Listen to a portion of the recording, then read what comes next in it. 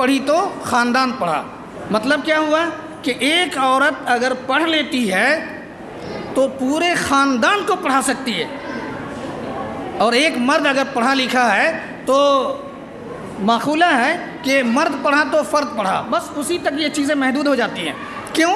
اس لیے کہ مردوں کے کام الگ الگ ہیں، مردوں کے جو کام ہیں وہ الگ الگ ہیں، اور مختلف روزمرہ کی جو زندگی ہے، ضروریات زندگی، چاہے وہ گھریلو ہو اور معاشرتی ہو، اس میں وہ بیچارے مشغول ہو جاتے ہیں، جس کی وجہ سے اپنے بچوں کی صحیح تربیت نہیں دے پاتے۔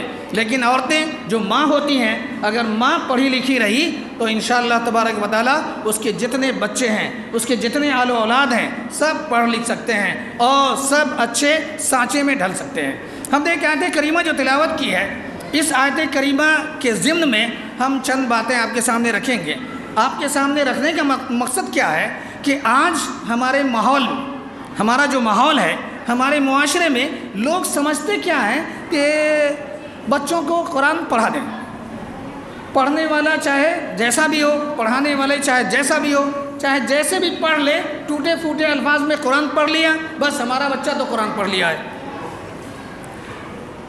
ذرا اس آیت کریمہ پر آپ غور کیجئے کہ اللہ رب العالمین نے بیان فرمایا، کتاب انزلناہ مبارک لیدبروا آیاتی۔ یہ مبارک کتاب، مقدس کتاب کے نازل کرنے کے مقاصد کو اللہ رب العالمین نے یہاں پر بیان کیا ہے کہ اس آیت کریمہ میں غور و فکر کیا جائے۔ یہ غور و فکر کیسے ہوگا؟ یہ غور و فکر تب ہوگی اور ممکن تب ہے جب ہم قرآن کو صحیح ڈھنگ سے پڑھیں گے اور سمجھ کر کے پڑھیں گے،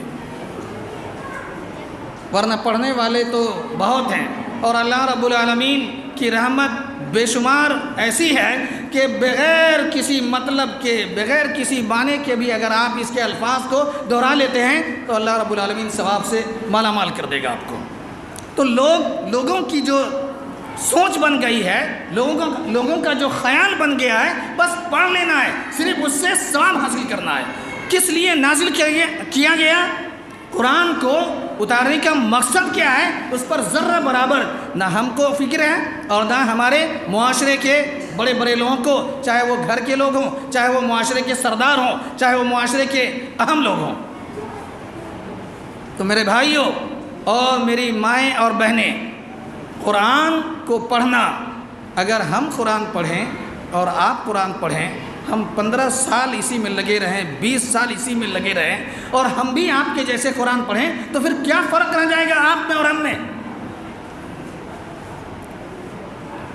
ہمارے نبی کے صحابہ کے بارے میں آتا ہے کہ اللہ کے نبی جناب محمد رسول اللہ صلی اللہ علیہ وسلم کے صحابہ جب قرآن پڑھتے تھے، قرآن جب پڑھتے تھے تو فرشتوں کا نزول ہو جایا کرتا تھا۔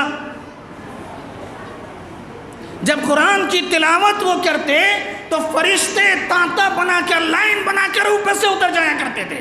کیوں؟ قرآن کو سننے کے لیے۔ آج ہم قرآن پڑھتے ہیں تو جو بغل میں ہمارے رہتا ہے وہ سوچتا ہے کہ یہ چپ ہو جاتا تو زیادہ اچھا ہوتا، یہ بہتر رہتا کہ خاموشی کے ساتھ پڑھتا۔ کیسے قرآن پڑھ رہا ہے؟ آج کی بات ہے، آج فجر کے بعد ایک لڑکا قرآن پڑھنے لگا، اتنا غلط قرآن پڑھ رہا تھا، جبکہ وہ بہت اچھا قرآن پڑھنے، اپنے آپ کو سمجھتا ہے کہ میں بہت اچھا پڑھتا ہوں، اور اتنی ساری غلطی تھی۔ میں نماز کے بعد اس کو بتایا کہ یہ غلطی جو تم کر رہے ہو تم کو احساس نہیں ہے۔ 50 آدمی کو لاؤ، 50 آدمی تمہاری غلطی کو کبھی نہیں پکڑ سکتا ہے اور کبھی احساس بھی نہیں کر سکتا ہے کہ وہ غلطی ہے کیا، لیکن جب پروف کے طور پر اور باضابطہ حوالات کے طور پر، حوالہ جب ہم پیش کیے اس کو کہ موبائل کھولو، یوٹیوب کھولو، اور اس کے بعد کوئی بھی اچھے قاری کی آواز سنو، دیکھو کیسے پڑھا جاتا ہے۔ جب پڑھا تو اس نے اپنی غلطی کو پکڑا، اور پکڑا بھی نہیں، ہم کہا تم کو احساس نہیں ہو رہا غلطی کیا ہو رہی ہے۔ اب اگر ہم ہی پڑھیں، آپ کو بول دیں پڑھنے کے لیے، آپ کہیے گا، مان کے چلیے میں ایک طرح سے قل هو اللہ احد، آپ سمجھیں بہت اچھا پڑھیں، کہیں پر کوئی غلطی نہیں ہے۔ یہ اگر دیکھا جائے تو قرآن کے تجوید و قراءت کے اعتبار سے یہاں پر غلطی ہو رہی ہے، اور ایسی غلطی ہے جو 100% لوگ کہیں گے صحیح ہے۔ وجہ یہ ہے کہ ہم قرآن کو سمجھ کر پڑھتے ہی نہیں ہیں۔ اگر ہم قرآن کو سمجھ کر پڑھتے، اس کے آداب کا لحاظ کرتے، تو اللہ رب العالمین کے یہاں ہمارے ثواب میں اور بڑھوتری ہو جاتی۔ جس طریقے سے بارہا قرآن میں کہا گیا ہے کہ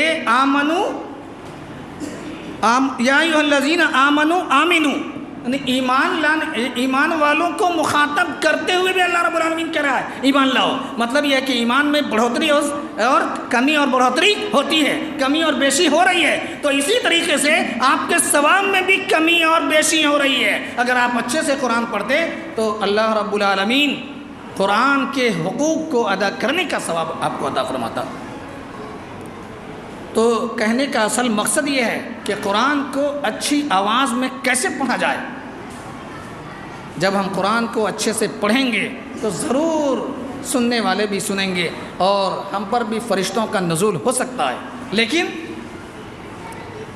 جب ہم اس کے حقوق کو ادا کر کے پڑھیں گے تب۔ لیکن یہاں تو لنگڑا ہندی میں جیسے چاہے ویسے پڑھ لے رہے ہیں اور ہم سوچتے ہیں کہ ہم بہت اچھا قرآن پڑھنے والے ہیں۔ اعوذ باللہ من الشیطان الرجیم، بسم اللہ الرحمن الرحیم، ذالک الکتاب لا ریب فیہ۔ اس کتاب، یہ کتاب جو ہے قرآن کریم، اللہ رب العالمین نے کہا اس کتاب میں شک کی کوئی گنجائش ہی نہیں ہے۔ میرے بھائیو، تم بھی یہ غور و فکر کرو اور سوچو کہ تمہارے ثواب میں ذرہ برابر شک کی گنجائش نہیں ہے۔ تم جیسے بھی پڑھ لو گے اللہ رب العالمین تمہیں ثواب سے ضرور مالا مال کرے گا، لیکن اگر اچھے سے پڑھو گے، اس کے حقوق کو ادا کر کے پڑھو گے تو اور تمہارے ثواب میں بڑھوتری ہوگی۔ اسی کو قرآن کریم میں یا اللہ رب العالمین نے کہا مبارک لیدبروا آیاتی، اس کے آیات میں غور و فکر کرنے کی ضرورت ہے۔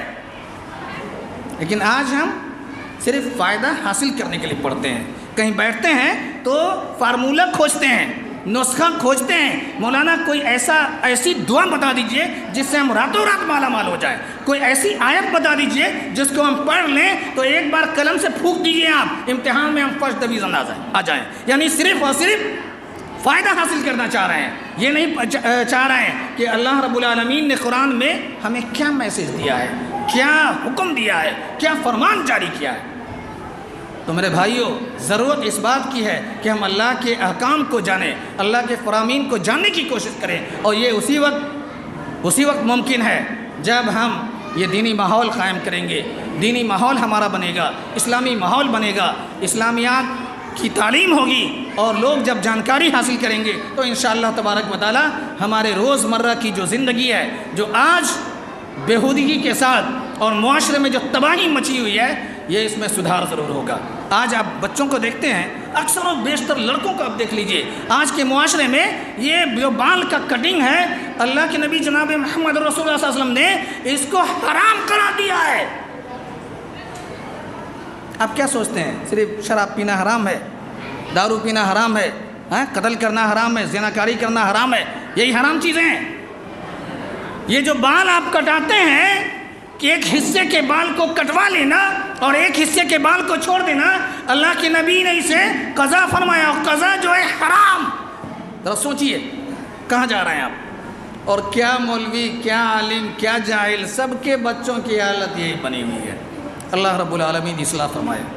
بس اسی چند باتوں کے ساتھ میں اپنی بات کو ختم کرتا ہوں، چونکہ ہم کو 5 ہی منٹ کا وقت دیا گیا ہے، لیکن اچھا خاصا وقت لگ گیا، اس لیے میں معذرت خواہ ہوں۔ اگر کسی کو برا لگا ہو تو معافی چاہتا ہوں، جو حق ہے وہ میں نے رکھ دیا ہے۔ اللہ رب العالمین ہمیں بھی اور تمام لوگوں کو اس پر عمل کی اور اصلاح کی توفیق عنایت فرمائے۔ وما توفیق الا باللہ۔